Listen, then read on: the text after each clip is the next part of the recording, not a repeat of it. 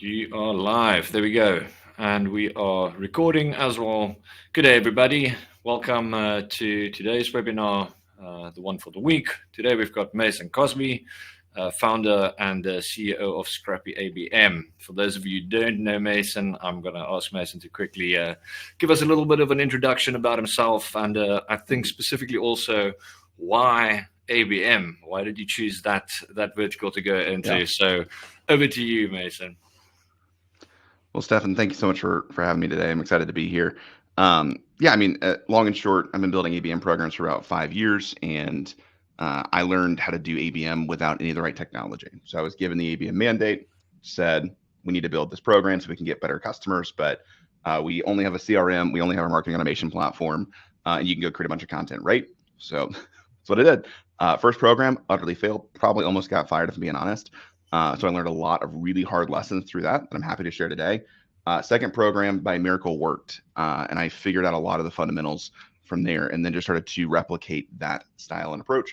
We developed a couple of frameworks, like our 4D framework and the account progression model, that make it easier to now understand how to replicate those successes. And now our company, Scrappy ABM, has built 30 ABM programs in just the past 18 months, currently actively building about 14 with a team about 11 strong. So we help our clients build their first ABM program, teach them how it all works, and then graduate them when they're ready. So that is who we are and what we do. Cool. I just quickly want to stand still on that those numbers. I just started your course this morning for interest sake. I like there's numbers that you drop, like the 70% better than everything else. Quickly zoom into that just to like frame the conversation. Like what are the numbers you're seeing on these programs that you guys are building, just for like the audience to understand what we're getting into here. Yeah, I mean, when you look at some of the data that's come out around account-based marketing, generally you're seeing a 70% increase in pipeline value, a 70-ish% increase in pipeline velocity, 70% increase in sales satisfaction with marketing programs. So again, generally speaking, and I want to be super clear, it's each one of those stats is somewhere in the 70 to 80% range. Feel free to go Google those to get the exact stats, but I mean, it's 70% or greater on those different metrics, which is what you see with the successful implementation of an ABM program. So that's really what we're trying to accomplish. Is we want higher deal values that close faster with better customers. And that's easy to say. It's really hard to do, but hopefully we can help you today figure out some of the ways you can start doing that today. Yeah, every single B2B marketer and salesperson is struggling with that. I guess that's the main challenge that we go for. Cool. So ABM, account-based marketing. From my perspective, and at least for the past few years, and I've done my fair share at B2C and B2B, I've seen this term create a lot of confusion. I've seen sales leaders, revenue leaders throw this at people. Let's do this, and they go to like, I've seen people go to like the head of content and just go and say, "Can we please do account-based marketing? Can we get it off the ground?" I've seen people see this as part of content marketing. I've seen people see this as just a general part of demand generation. This is obviously wrong, and I think there's a lot of marketers out there and salespeople, obviously, that have a bit of a misconception about where this fits into the mix, particularly, and like why it is actually this big standalone strategy that requires a lot of attention and resources and dedication from multiple departments all at once. And you can't just go hand this over to your head of content or your sales representative and say, launch this program and run it and then expect results on the other side. Like you just mentioned, you almost got fired for it failing. And that happens often because it's like, hey, let's do this. And then it doesn't work. And then someone asks like, hey, someone needs to be responsible for the wasted resources we just did. Yeah. Where does this fit into the mix? And how do you define ABM from your perspective? Yeah, so we'll start with definition. So ABM is a B2B revenue strategy that aligns marketing, sales, and customer success around a set of shared target accounts. So that's a definition we've been running with for about 18 months. Actually, like 2 weeks ago, we added a little bit on to that definition to make it even more specific. So it's not just a set of shared target accounts, but it's a set of shared target accounts that are representative of your best fit customers. I think that addition specifically has made it a lot more clear for people of, okay, well, who are those who are those shared target accounts?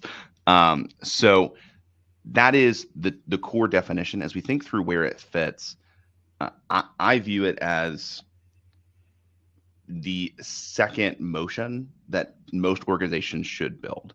So I made quite a few posts on LinkedIn. I have people that ask all these questions of like, well, what are we supposed to do to generate revenue now? I'm like, that's a great question. ABM is for companies that have found product market fit. So typically, once you've established product market fit, you've been doing other things previously, like content marketing or social selling or podcasting or events. And you've got some other programs that are running.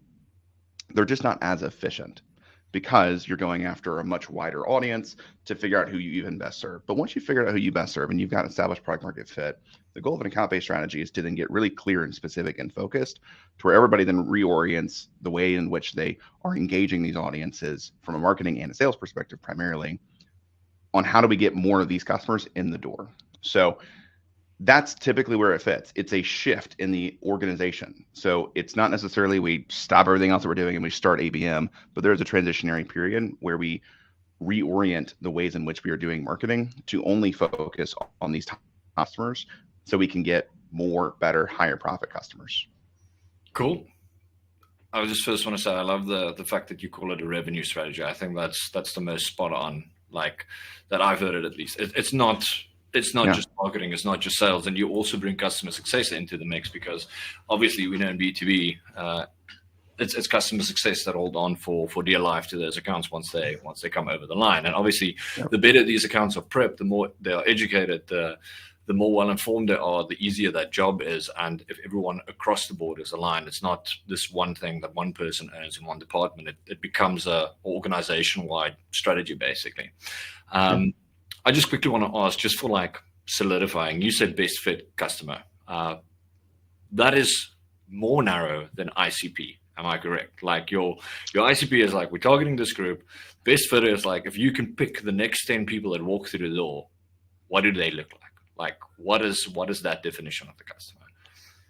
Yeah, this is going to get really nerdy for a moment, so forgive me. But as we look at the ways in which you determine your best fit customer, ideally it's the top 20% of your current customer base. Typically, we're looking at product utilization, NPS scores, and profitability. And specifically in the context of profitability, it's lifetime gross profit to customer acquisition cost. If you can determine the customer set that gives you the greatest amount of profit for the least cost to acquire, that is a best customer. Like that is a really great customer and you want more of those. So that customer set is a part of your current customer profile. So I look at the current customer profile as who's currently here, like what are the trends within those customers. And an ideal situation is that your ideal client profile is representative of the top 20% of your customers. That is a different approach than most people think about ideal client profile. Kind of made this joke acronym of aspirational client profile. So like, sure, I'd love to work with Apple and Microsoft and Netflix on their programs, but like I probably never will because they're not actually my ideal customer. Ideal would be high profit.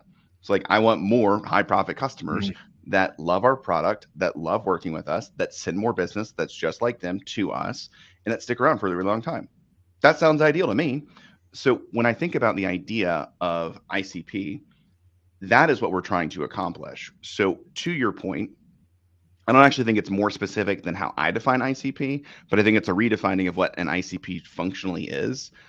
And if you've nailed that definition, which is in my mind, again, the characteristics and traits of the top 20% of your current customer base, that is the ICP.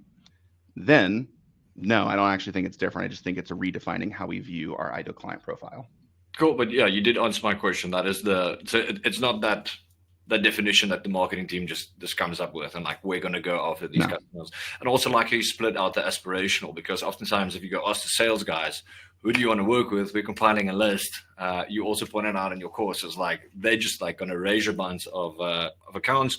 We want to work with these guys, get us like something that's gonna like get these people booked in my calendar. That is not the way to go. Which then I guess brings us over to more framing in this conversation is where it goes wrong most of the time. And I think this is Yeah. important, because if you know where it goes wrong, you know which common pitfalls to obviously avoid. And that's the best place to start, because otherwise you run into a brick wall. You make the mistakes that you made on your first run. You can almost Yep. lose your job. That's scary. You risk completely like burning your relationship with the sales team, especially if you're new at like a company where this needs to be implemented. You're the hero in the room, and then if your ABM strategy goes south, you are the villain in the room. So, from your Yep. perspective, working with this quite often, obviously on a large scale, what are the common pitfalls that you see as the main kind of breakage? Number one, and obviously number two, that is like dead set, avoid these by all costs. Yeah. So, a couple of things. One, uh, my perspective is actually largely based in a lot of research and data that's been done over the past 5 or 6 years. So, I want to make really clear, we've built 30-ish programs, and we're seeing these trends within these 30-ish programs. And I've had 150-ish conversations with different marketing leaders in the past year and a half on building ABM programs, whether that be through podcasting or like sales conversations. So these are the very consistent trends that come up based on my conversations, but also like a lot of research and a Mm. body of work from multiple different organizations. So like I'd also just Google this to validate it for yourself. Um, but the number one reason is a lack of sales and marketing alignment, which everyone talks about. I'm going to talk about it from two different angles on why this comes up. Second is a lack of dedicated resources, which is a fancy way of saying like nobody actually owns ABM. And then lastly is that we don't know how to measure success. So to break that down a little bit further, on the lack of sales and marketing alignment, typically two flavors this comes up. Flavor one is, sales doesn't currently have pipeline, so they're losing their minds trying to just get anything in the door. And when you said, well, we're not going to sell everybody, we're going to only sell our best fit, they're like, cool, cool, cool. So like you're robbing me of my livelihood. Got it. So like it doesn't go super well typically. So what we want to do is make sure that the sales pipeline is relatively filled before we actually make this transition. Because as long as sales has things to work that are good fits, they may not be the best fits, but they're good fits. Like they're still good customers. I'm not saying closed terrible customers. They will then have this transitionary period where they're still working deals, and then it should end up becoming a relatively seamless transition. There will be a dip somewhere where you have less pipeline, but that's okay, because ideal situation is when you're building an ABM program, you should see an increase in the volume of those, or the value of those deals, and how quickly and Mhm. how efficiently they close. So you should see higher close rates. So it ends up evening out. But again, if you just go cold turkey and you're like, we're going to not, we don't have a pipeline right now, we're just going to go do ABM all of a sudden, you're going to get a mutiny because sales doesn't know what to do. And that's, in my mind, very reasonable. Yeah, by Like, all means. I mean, they've got targets. They've got tighter targets yeah. than most people in the company. Just before So you get over to the other points, just like a follow up question there. How do you? Because if all goes smooth, it goes in the direction you just said. Yes, the full pipeline. There's a bit of a dip, but there's a smooth transition. In reality, that doesn't always work that way, right? So, what's the best way to kind of manage that? I assume like high level stakeholder management. Everyone needs to understand that there will be a bit of a dip. Like no one's going to get into yeah. trouble if the dip does come, and it's not like there's a transition period. There's change management that needs to happen on the organization wide level as well, right? Yes, I mean it's all of this is expectation management. So again, if you go to your executive leadership team, or ideally your executive leadership team is actually bought in already. That's the actually fifth reason that ABM typically fails. But conversation for another day. But the long and short is, yeah, I mean, if they're not bought in at an executive leadership team level, or they haven't got the board bought in, if you're backed by PE or VC, you're going to be in a lot of trouble, because again, we're typically looking at pipeline value as the leading indicator for revenue, and we're actually like that's the goal that marketing consistently has to hit. And if marketing decreases the pipeline volume, uh, even though some of that pipeline was never real in the first place, uh, people get upset. So like, yes, there has to be buy-in on that front. The other thing though is I typically look at, before launching an ABM program, building a couple of just highly repeatable playbooks that help you get good customers. They're not best, but they're good. So things like a repeatable close loss program, a customer win back program, an event activation program, meaning like you go to events and based on the events that you're attending, you actually get meetings booked before the event. Then you have specific playbooks that you run during the event to get more meetings. and you've got a good follow-up process. Most organizations only focus on the follow-up process. So they're really missing good opportunities to make greater impacts at events because they're not pre-booking meetings. So those are very standard playbooks.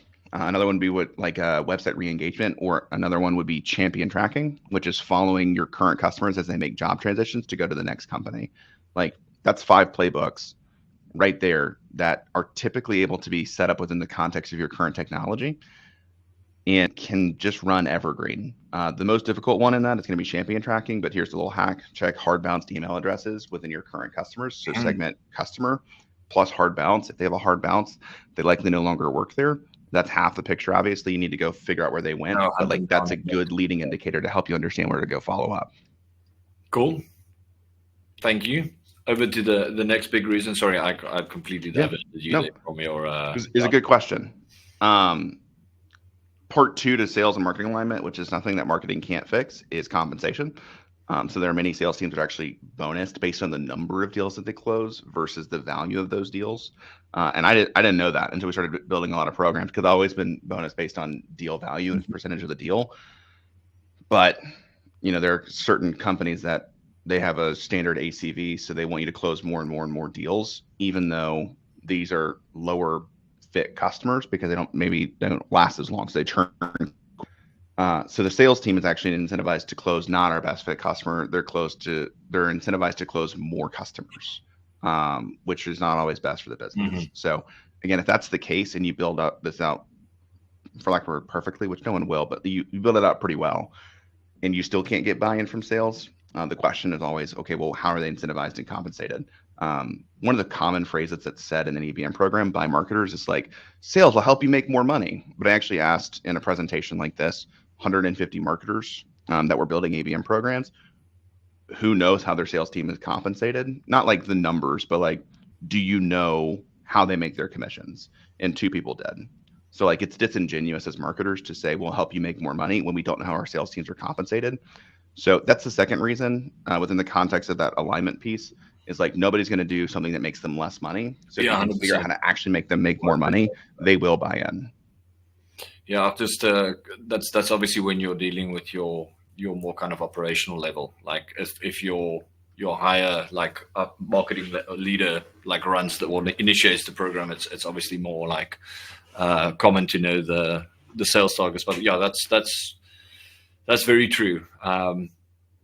Because salespeople are also very skeptical when marketing tells them we're going to make you more money. I mean, it's a notorious relationship, right? It's always there's always a blame game, kind of like, if my pipeline's not full, it's marketing's problem. Sales is not doing a good job because they're not closing the leads we're giving them. Yeah, so I'm personally a big fan of also bringing the two together, and obviously ABM can do that as a good program to do it, but you do need that understanding of like, what is my colleague actually getting out of this? Like, what does this realistic day-to-day job look like? Like, what's his target, number one, and number two, also what's on the other side of not reaching that target? It's scary, usually. Cool. Next reason. So, typically someone may join a webinar like this, or they'll go to a conference or something, and they will hear somebody talk about the incredible success that they have with an account-based marketing program. Again, we started with like 70% increase across the board, but we don't also necessarily talk about often, and I try to talk about this a lot, is that like 80% of ABM programs between 2020 and 2023 failed. So like, most of the time they're not working, which is a major problem. So we only talk about like, this is amazing and successful, and like, we don't get into the nitty gritty of like, these things often don't work. And second reason is because we just kind of throw it at one person. It's typically a marketing manager. I lovingly refer to her as Susie, and Susie already had a full-time day job. So like, her boss went to a conference and said, when she got back, we have got to build this ABM program. So then suddenly Susie has an entire program that's oriented at the core that she is nowhere even close to equipped to facilitating. Go do ABM. Just like do it. So the phrase that I've used a lot is, she's been given the accountability for organizational change without the authority to create it. So that's why this typically doesn't work. So as you look at building on a program, yes, there needs to be someone that's like doing the tactics and helping build everything out operationally or creating the content or building the strategy. Like there has to be executive buy-in to say like this is a priority. And now as an executive with a team, my main job at this point is give a direction and remove roadblocks. But what often happens is leaders just give directions and then just kind of leave them on an island and say, figure it out. And it doesn't end up working. And especially with ABM, because it's organizational change, there's lots of roadblocks. Like there's lots of resistance to changing how we've always done things. Because why would we? We've always done it this way. Well, maybe it's because our customers are churning super high and like these specific customers aren't. So like it's actually best for the business to make this change. It's just hard. So that's the second big reason is we just throw it at somebody, tell them to figure it out. Typically they get 6 months to figure it out. If that, it doesn't work, they get fired, or ABM didn't work for me. When like it's really hard to argue at the idea that if we really figured out who our best customer was and built marketing programs to get more of those people, that won't work. Like it's in theory and in principles, it works. It just doesn't work for most people because they don't do the legwork Mhm. to change the process and to actually align the organization around this is going to be different and it's going to be better. Cool. Just a follow up question there before we get to the metrics. Do you ever split up as like a method to almost prove success? Do you ever split up and say, like, say half of the sales team or 70% of the sales team just keep doing what you're doing? And this group of marketers and this group of these sales agents, we're going to run this test experiment with you and see what the results are versus like the control, for instance. Is that like a common practice that Yeah, you that is absolutely the recommendation because this is always hard. So my recommendation is you typically have a group of 1 to 3 sellers that are open to change, and that may look like a couple of different flavors. So again, maybe they're newer in the organization, they don't know how things have always been done, and like they've got good potential. Another one, and I hate to say it this way, is like take the rep that's already on a PIP, and then give them a lot of support. And that kind of turnaround story as an internal case study actually kills it when it works because wow, like John sucked at his job, and then he built an ABM program with marketing, and he's like making good money. good So job. then it's an easier way to get buy-in on that. So yeah, I would start with 1 to 3. And the other core reason is like this is an experiment. I'd be lying if I told you going in we know exactly how everything's going to go because we've never done this. Mm, So the smaller you can keep the group, the more rapidly you can iterate on the process. And it's really hard after you've done a process rollout to like 80 people to then change the process again. So a pilot group that's really small and really tight is a really great way to actually build the program in the first place to then see what works and what doesn't. cool. Thank you. Made logical sense to me, but maybe not to everyone. So there's a Yeah. nice nugget of if you're running into this to run a pilot, it makes a hell of a lot of sense. Cool. And then you're like the fourth reason you said was the measurement of success, right? So Yeah. So tracking the targeting. wrong stuff. Yeah, so most organizations have a CRM and marketing automation platform, and as you like just boot up one of those out of the box, they're almost always very contact focused in nature. So Hmm. like HubSpot, Salesforce have native lead scoring capabilities. Hmm. Most of the time, they don't have native account scoring capabilities. So we don't have a way to aggregate the lead scores or the engagement metrics into an account score natively, which means you have to build that out, which also means that's a lot of work because, okay, well, what determines a hot account? And I'm just going to like, because I, on my podcast, asked somebody that had worked like some very large companies. And I asked him, like, what's step one to building out an engagement scoring model? And he was like, talk to your data science team. And I was like, I've never worked at a company that had a data science team. So like, that's not, it's not like a scrappy approach. So really, as I think through it, like what he's referencing is a true account scoring mechanism involves third-party intent data to show in-market signals. If you have partnership programs, it includes second-party partner data to showcase the alignment from a organization to organization perspective. It also includes first-party engagement data to see the contacts that have been engaging with your brand. It also then factors in the weight of that engagement because, like, as an organization that sells to marketers, the engagement of a CMO is exponentially more impactful than the engagement of a marketing assistant. Hmm. So, like, that is all just engagement or in market signals, not to then also factor in again the firmographic data of like revenue, headcount, industry, technographics that also impact our scoring models.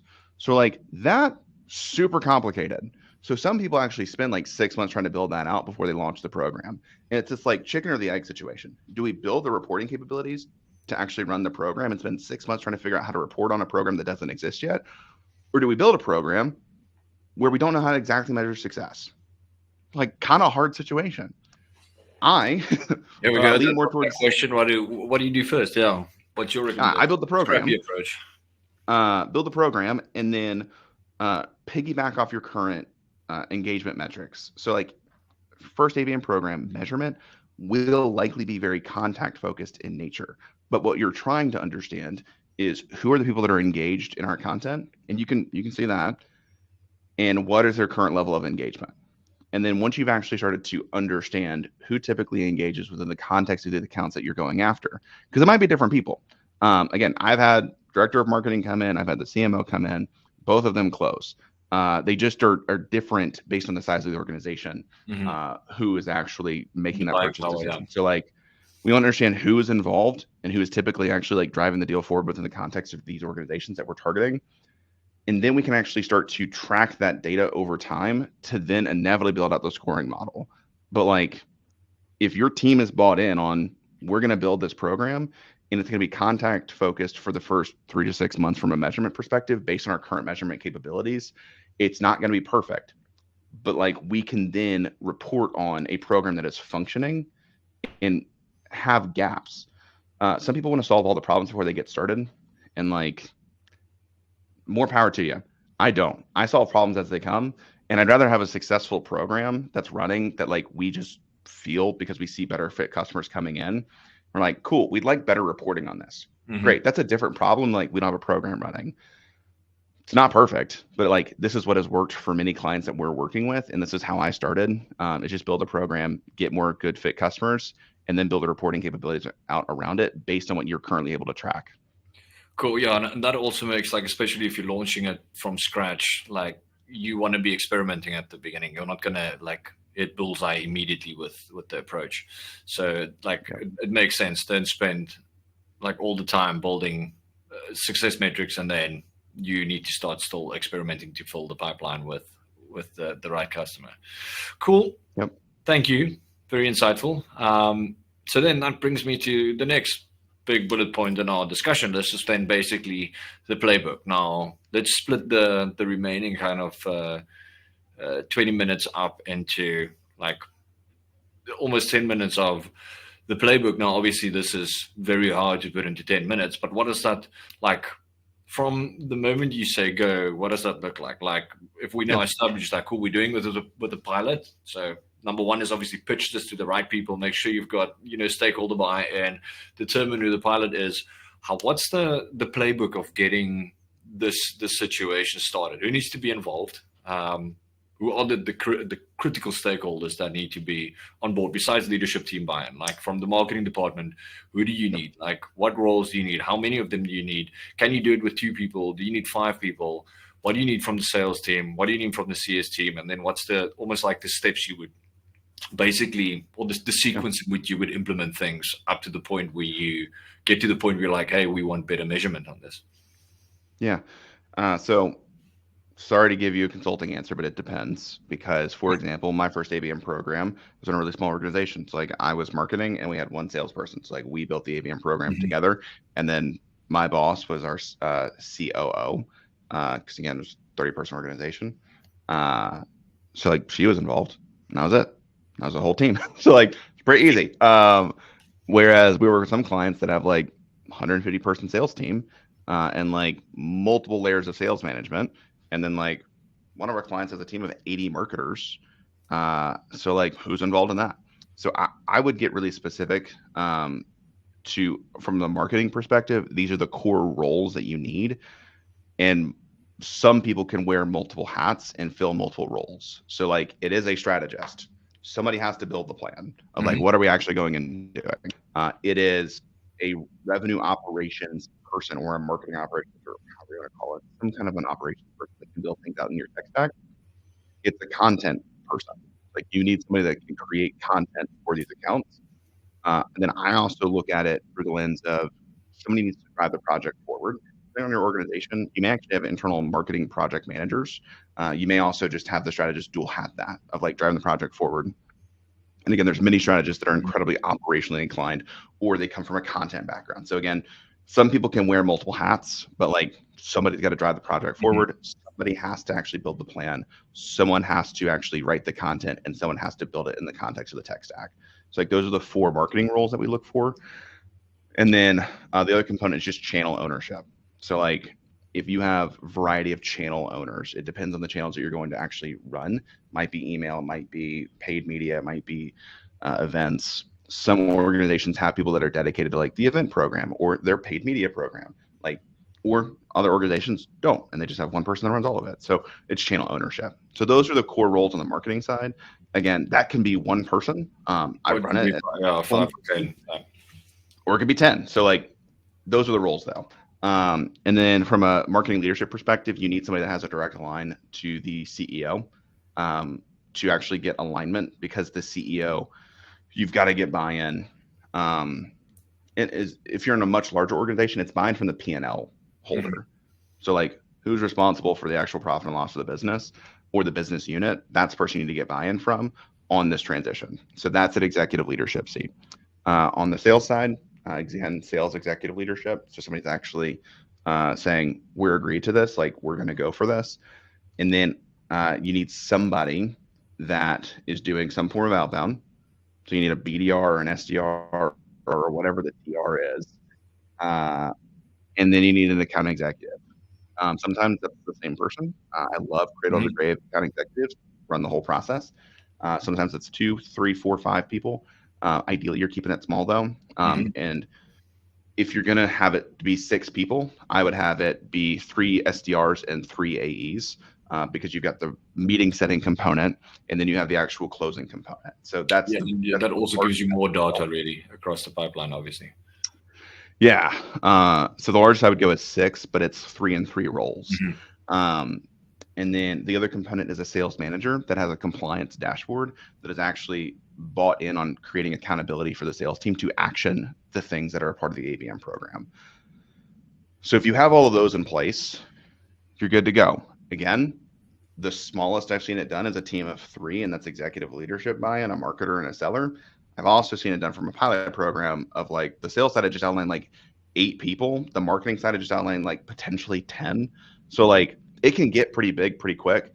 I recommend keeping it as small as humanly possible. That way you play less games of telephone. Yeah, and obviously so it's rather more about the kind of task ownership than it's about you bumps on seats really. Yeah, so it's the stuff you just mentioned. If there's one Yep. person doing multiple of those, it's even better to keep the pilot Yep. like cool. And then So first thing first is the strategy, I guess, the plan. yeah, so when we look at the strategy, typically I like to piggyback off of existing programs. Side note, we've got 45 minutes here. Mhm. There's like a 2-hour course in CXL where I go into like way more excruciating details on this. But at a high level, like if you are trying to build your first strategy, there's 2 core components. It is the account progression model. Another way of thinking about that is our buyer's journey. So like what are the stages that an account would go through to actually consider us for being a partner of theirs. And then the other component is our activation playbook framework, which I'll outline here in just a moment. Uh, I think of it in those ways of like your account progression model is the strategy. It's like how are we actually progressing accounts one stage to the next? The activation plays are the tactics, and then everything that I just outlined earlier of like getting all these different teams aligned. That's really the shared of target accounts that are our best fit customers. That's the who. So Mhm. like if you know who you're going after, you know how you're going to progress them, and you know what you're doing, then you've got a good program. Some people are like, well, where's the why? The why should be the business premise. So like that is a much larger problem than an ABM program can solve. But as I think through ABM, it's who, how, and what.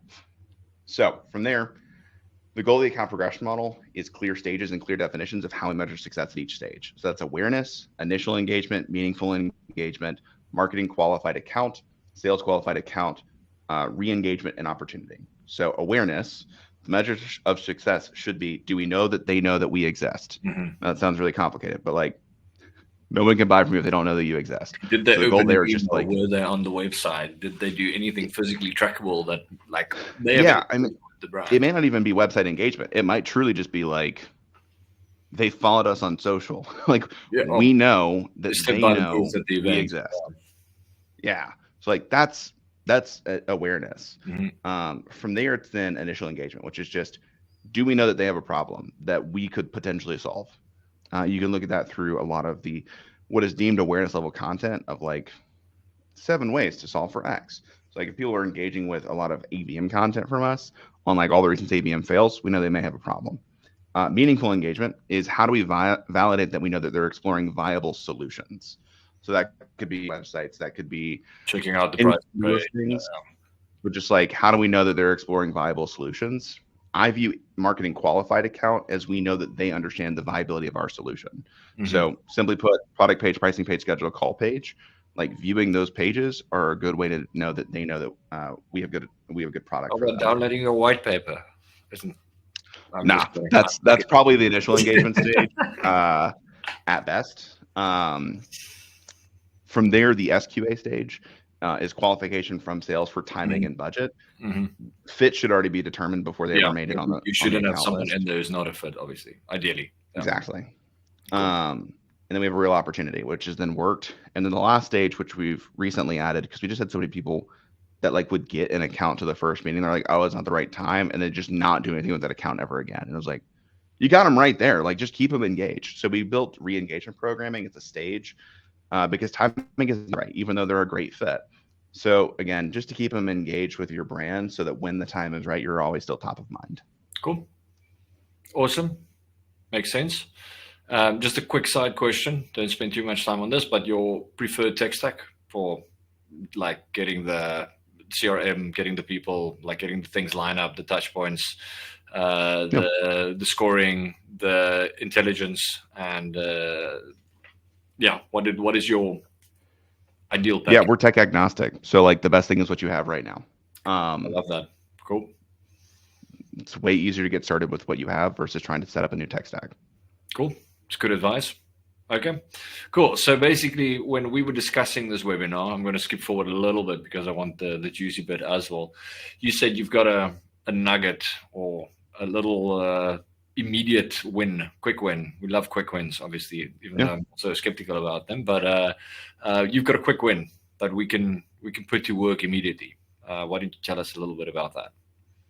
Yeah.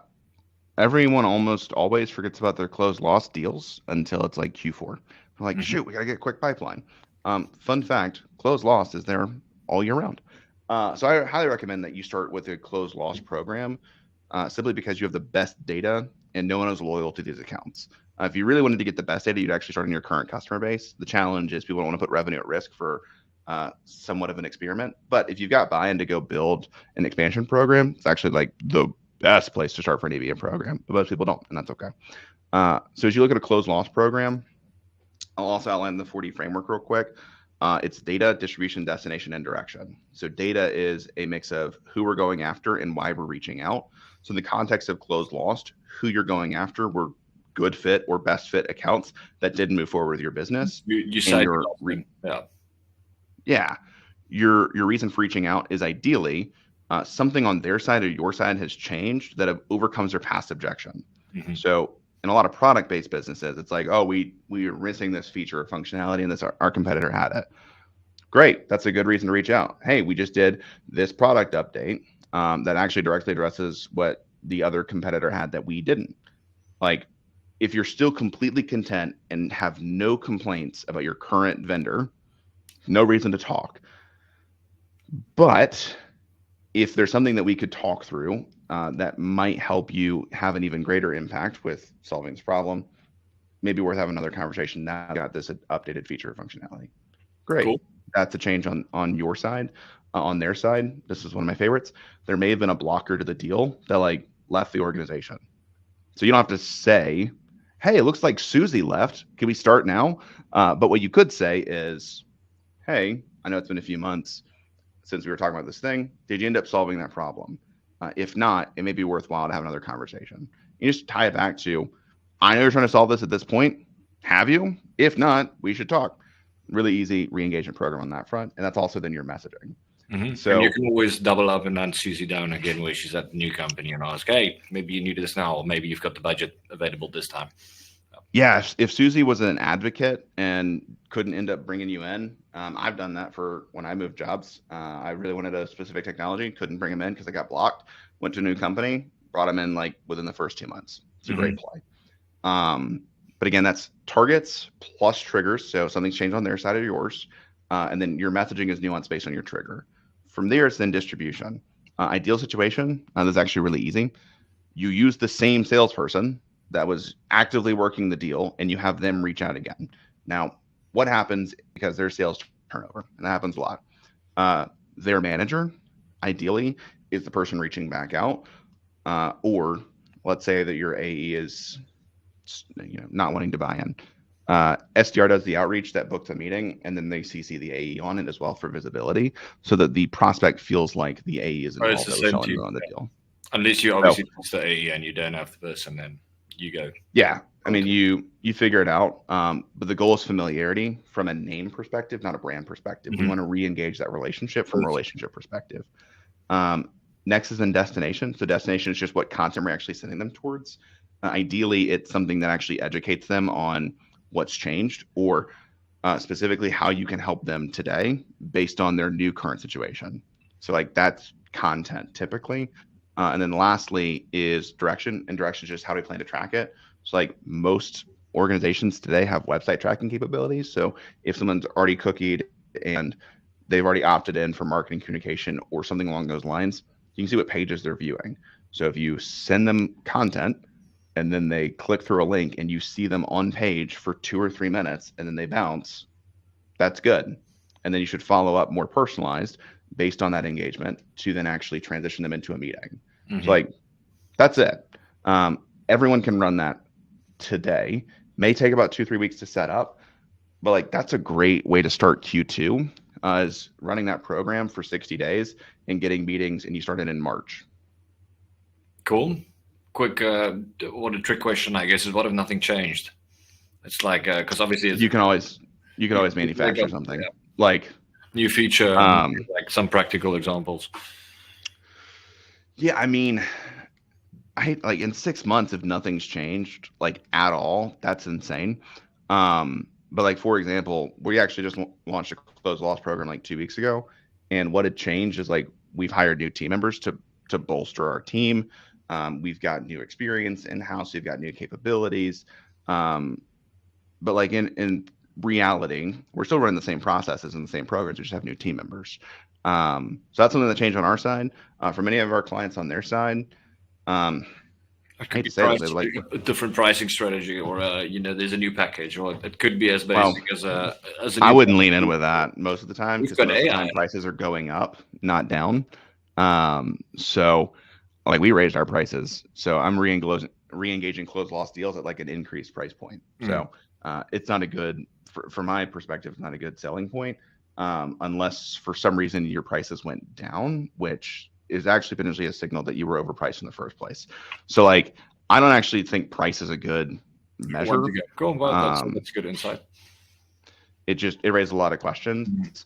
Whereas, hey, so for example, I increased our prices, but it's also because I brought in like 10, 15, 20-year veterans in the ABM space. So like we can justify the price increase based on the increased caliber of talent. So like that's a logical thing, but I lead with the talent increase, not the pricing. Yeah, fair. So it's really any big change you can put like a decent narrative around, and it's not like, hey, I'm just knocking on your door again for the sake of knocking, and preferably not. Hey, we introduced AI to our like tech stack or to our. Cool. Well, we've all gotten the message that's like, hey, it's been 6 months. Should we reconnect? And like, no, why? Like, we got a 6 months ago you weren't helpful. You're still probably not helpful. So again, what's changed? Or final thing is really lean into the pain and just say like, this has worked super well for us. I actually invite our old prospects onto a podcast because most of the time we're losing to them. Either they like, when we lose, it's typically to internal. They're like, we want to try this internally. So I just follow up 3 months later and say, hey, last we spoke, you were building an ABM program and thought you could get it up and running in 3 months. How'd it go? Like if it went awesome, I'd actually love to invite you onto the podcast to talk through the successful program implementation. If it didn't, should we re-talk? Like, should we re-engage? So Yeah, can that's we the not? approach. Yeah, that's pretty cool. I think there's a lot of value in that, and like you say, that is definitely something anyone can immediately like dive into. So it's a good way to pilot at least, or like Yeah. get a very basic experiment going. Cool, Mason. We are out of time. Thank you very very much for your time today, and for everyone watching who's interested in more on this. Mason does have a 2 hour plus course with us. I started this morning. It's pretty insightful. It's very cool. We obviously just dives deeper into all of this, making it way more practical, giving you more playbooks, giving you everything that you require to launch this. So if you're more interested or interested in more in this, go check out the course. I'll send the link. And yeah, thank you very, very much. It's a pleasure to have you, and have a great day. Yeah. Thanks, Stefan. Cool, man. Bye bye.